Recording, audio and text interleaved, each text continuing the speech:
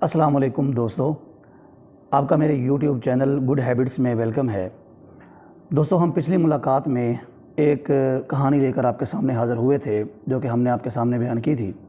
وہ کہانی ایک انسان اور ایک سانپ کی تھی جو کہ آپ نے سنی۔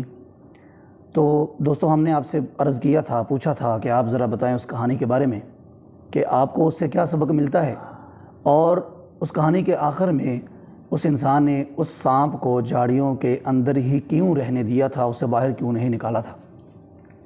دوستو دیکھیے،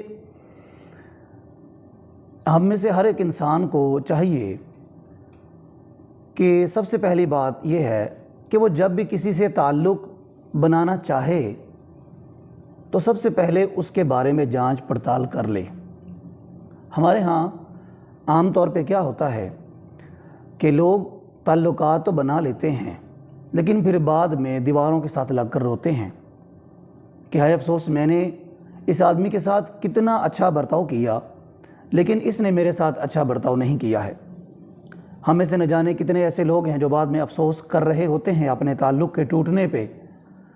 لیکن کتنا ہی اچھا ہو کہ ہم تعلق کے بننے سے پہلے اس تعلق کے بارے میں ذرا جانچ پڑتال کر لیں، تحقیق کر لیں۔ اور دوسری بات یہ ہے کہ میرے بھائیوں، جب بھی کہتے ہیں کہ کسی پر بھی احسان کرنے لگیں، کسی کے ساتھ کوئی اچھائی کرنے لگیں، تو سب سے پہلے اس کی فطرت کو جانچ پڑتال کر لینی چاہیے۔ اس کی فطرت کے بارے میں جان لینا چاہیے کہ اس انسان کی فطرت کیسی ہے۔ ہمارے ہاں اکثر طور پہ ایسے ہوتا ہے، دیکھنے میں آیا ہے کہ جس کے ساتھ اچھائی کی جاتی ہے وہ اچھائی کا بدلہ جو ہے برائی میں ہی دیتا ہے۔ اب دیکھیے، گائے جو ہے وہ سوکھی گھاس کھا کے میٹھا دودھ دیتی ہے، لیکن سانپ میٹھا دودھ پی کر بھی وہ ضرور ڈستا ہے۔ یہ اس کی فطرت میں ہے۔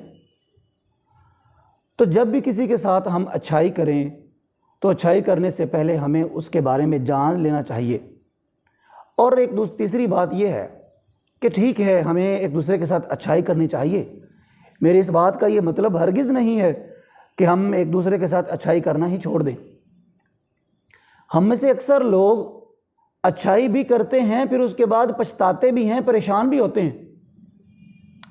جیسا کہ قرآن مجید میں بھی اللہ تعالیٰ نے نبی علیہ السلام کو فرمایا تھا، وَلَا تَمْنُن تَسْتَكْثِرْ۔ اگر ہم کسی کے ساتھ احسان کریں تو اس سے بدلے کی توقع نہ کریں، پھر ہم اس انتظار میں نہ رہیں کہ وہ ہمیں اس کا بدلہ دے گا۔ اگر کسی کے ساتھ اچھائی کرنی ہے تو پھر اس سے کسی قسم کی توقع بھی نہیں رکھنی چاہیے۔ کہتے ہیں نا کہ دنیا میں انسان اتنی تکلیف نہیں پہنچاتے جتنی تکلیف اس سے وابستہ امیدیں پہنچاتی ہیں۔ تو بھائی، ہم کسی سے امیدیں رکھتے ہی نہیں، کسی سے امید رکھنے کی ضرورت ہی کیا ہے؟